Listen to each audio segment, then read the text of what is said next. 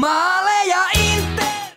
Tervetuloa kaikki Inter TV:n taajuudelle. Minun nimi on Mikko Seppälä ja tänään ollaan täällä M&M-kuntotalon tiloissa Interin yhteistyökumppanin luona ja meillä on haastattelussa valmentaja Fabrizio Piccareta. Tervetuloa, welcome. Thank you very much. So we start with the main thing first. You're an Italian guy and we don't pronounce our language like Italians do. How should we call you? Everybody, my name is Fabrizio Piccareta, but everybody here call me Fab because it's much easier, you know. Oh, okay, so it's okay with Fab? Fab is fine, yes, thanks. Okay. You're an Italian guy. Where in Italy did you start in football when you were a little guy? Yeah, when I was a guy I started to play football in my hometown, which is Genoa, in one of the two main clubs in Genoa, Sampdoria. I was 7 when my father took me for my first few hints of taste of football, and since then I played since I was 18 in the youth academy there. Then I started to move around North Italy, you know, basically to play football and at semi-professional level. I didn't have a very important career as a footballer, and I played until I was 38, by the way, and straight after that I started to do my coaching initially with the youth academies, and then okay, so since then you have been a trainer? Yes, I've been a coach. Again, I started with the local team, where the last team where I played, and with under 15. And then I had the chance to move to work for Inter Milan, one of the biggest clubs in Italy for sure, and in Europe, 4 years. And I was responsible for a project they have abroad with the clubs, affiliated clubs, partner clubs, and I used to go all around the world to bring the Inter Milan coaching methodology with regard to the young players. Then in 2008 I did a coaching course in Florence, where I met a guy who changed my professional life in football, Paulo a former player. Everybody know him because he's been a great player either in Italy and England especially. And I met him, we shared our ideas, our philosophy, our way to see football.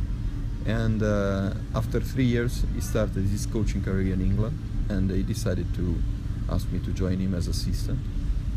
And it's been a huge turnaround in my life, because since that I was just, you know, I was a coach, but the level was not so high, and moving to England meant for me a big step forward in my career, and it was good because England is probably now the best country to work in football.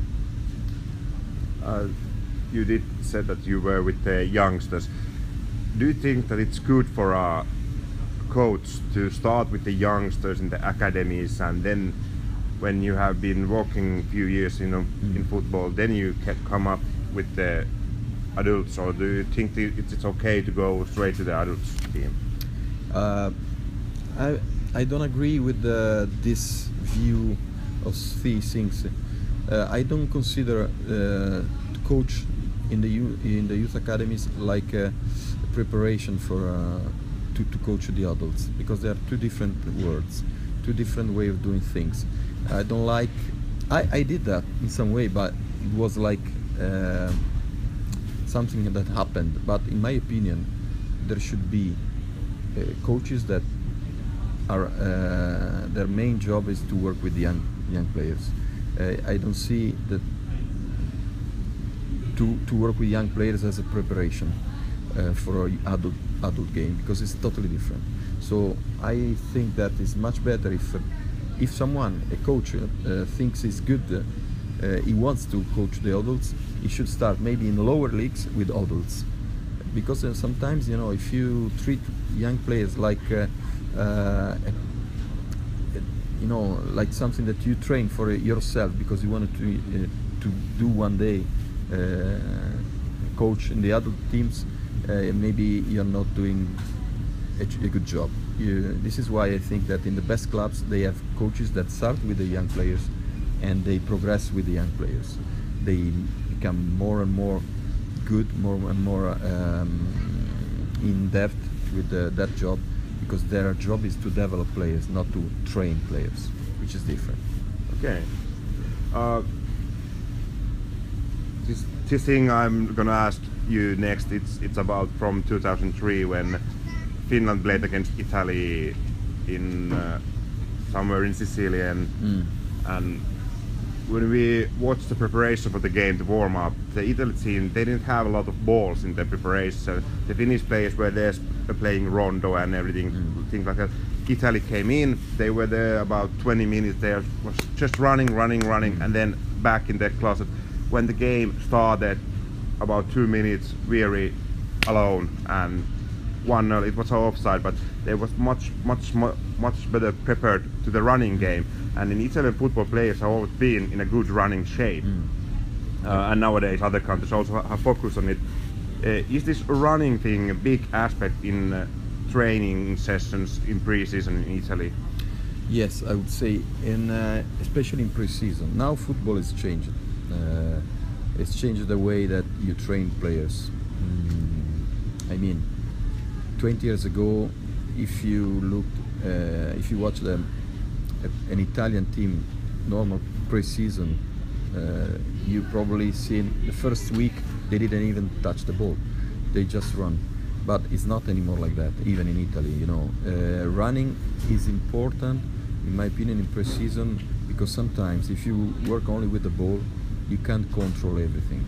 You can't. Some players work more than others. So, in my opinion, the right mix is to work without the ball. I mean, for conditioning, for the fitness aspect, and with the ball.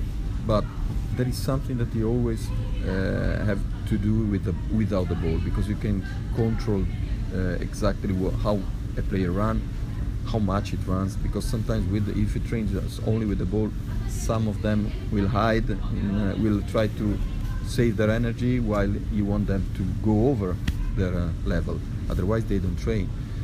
But in my ideas, my philosophy is to mix the two things, especially in pre-season. And then during the season, you can work more with the ball, of course, because there is the way to work with the ball and to work a lot with the ball, which is my idea. But again, in pre-season, you have to raise the level of the work without the ball. Okay. When we think about the team you are now coaching Inter, so last season and season before that, Inter has been lack of running.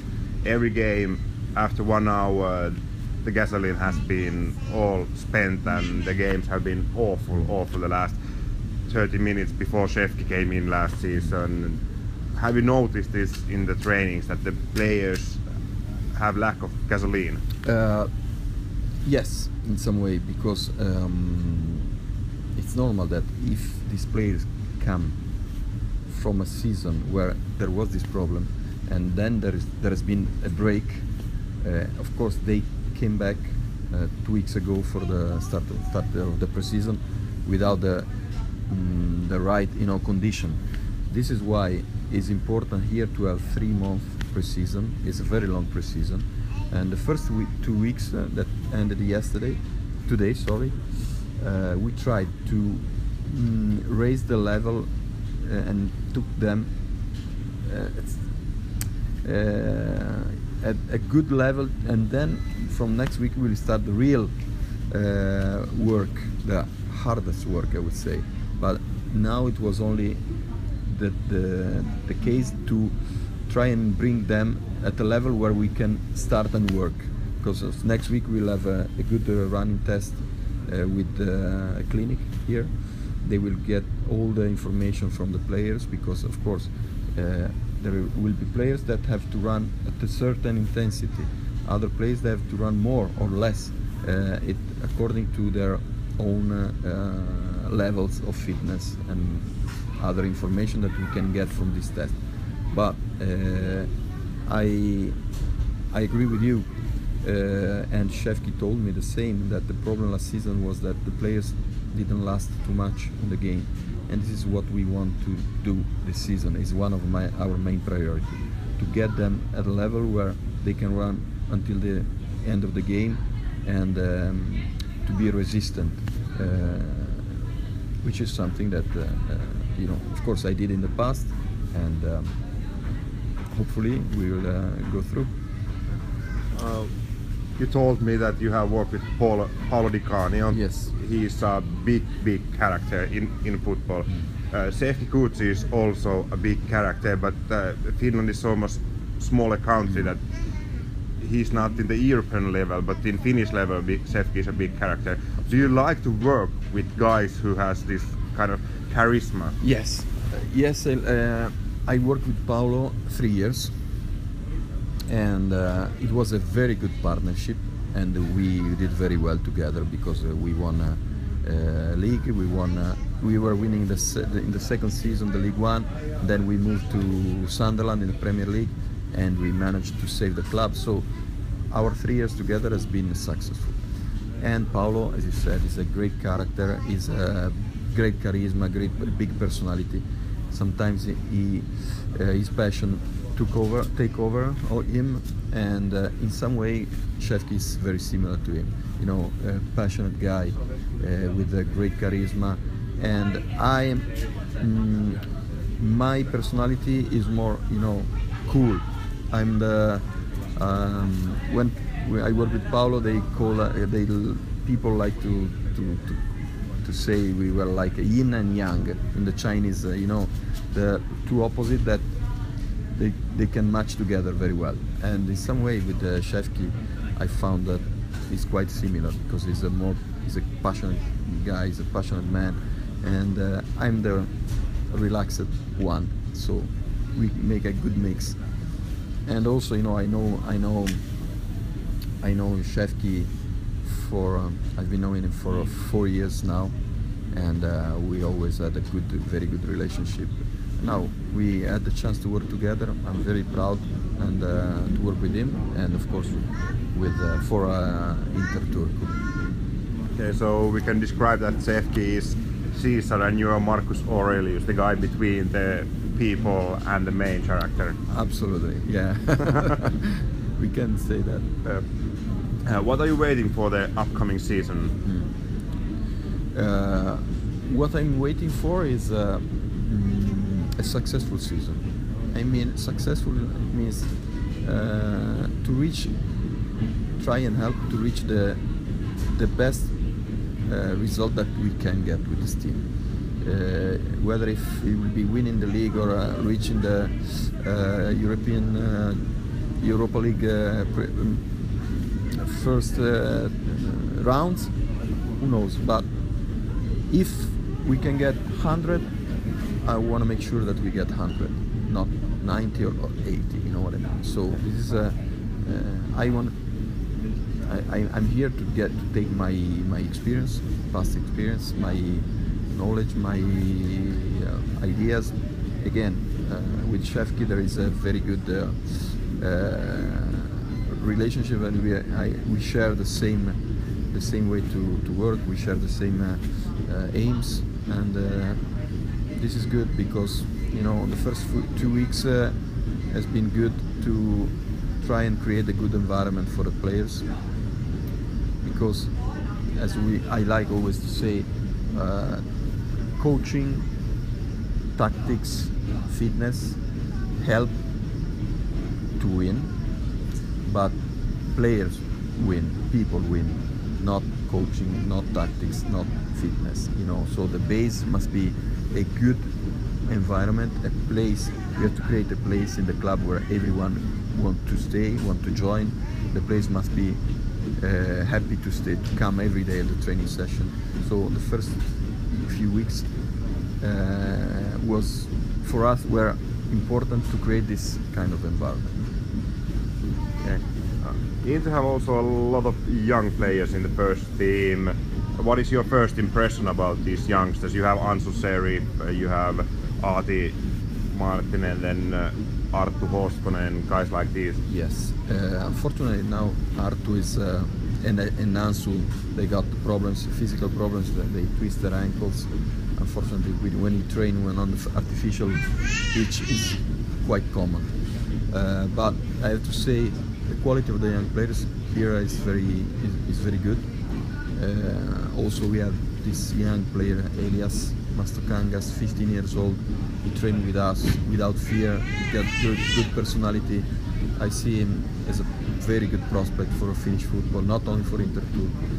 And if you have in the team young players that have quality, it's good because they can push the other players, you know, the adult players, to do their best, because they see that there are young players that coming and they don't want, of course, to remain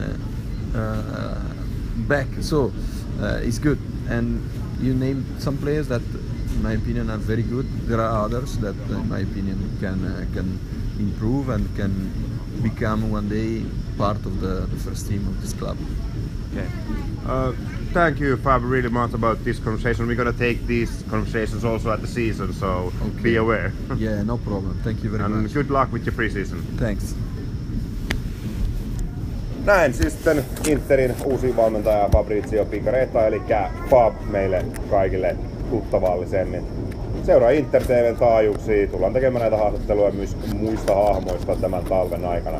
Morjens!